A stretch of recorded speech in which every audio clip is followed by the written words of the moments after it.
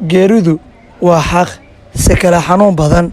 Geeridu ku timid Abwaan Geesi oo ah nin dhalinyaro isla markaasina bahda suugaanleyda Soomaaliyeed ka tirsanaa ahaa jilaa sidoo kalena ahaa nin da'yar oo dhalinyarada reer Nairobi ka mid ahaa iyadoo waayadii ugu dambeysay safarro uu ku soo kala bixinayay gudaha dalka Soomaaliya magaalooyinka Muqdisho, Boosaaso, Gaalkacyo iyo Garowe iyo sidoo kale cariga dalkaasi Turkiga uu ku tagay ayaa ugu dambeyn waxa uu sanadkan dabayaaqadiisii dib ugu soo laabtay magaalada Nairobi.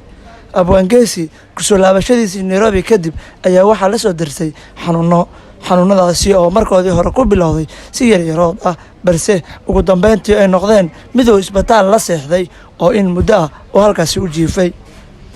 Abwaan Geesi xanuunkiisa waxaa si weyn uga warbixinayay isla markaasina bulshada ku xirnayd janaaladiisa kala duwan ama degalada uu ku leeyahay Facebook, YouTube iyo sidoo kale aaladda TikTok kusoo gudbin jira marba xaaladiisa halka ay marayso asxaabtiisa dadka ugu dhow ee ku haysay isbitaalka. Intaasi kadib ugu dambeyn shalay galabtii waxaa u imaatay ajashiisii waa uuna geeriyooday Allah u naxariistee Abwaan Geesi. aaskiisa ayaa waxaa ka soo qayb galay dhalinyaro kala duwan oo ka mid ah dhalinyarada ugu caansan bulshada Soomaaliyeed, madax iyo waliba bulshaweynta kala duwan ee ku nool magaalada Nairobi. geerida ku timid Abwaan Geesi waxa ay si weyn u danqisay dhammaan shacabka Soomaaliyeed ee ku nool dunida daafaheeda ee ku xirnaa degalada kala duwan ee uu lahaa Abwaan Geesi.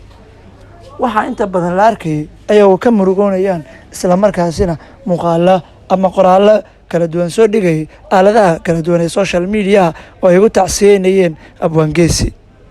lama xaqiijin in Abwaan Geesi caruur iyo reer uu ka tagay balse waxa uu noogu wardambeysay inuu ahaa iska abulo isla markaasina uu wax reer ah haatan uu lahayn.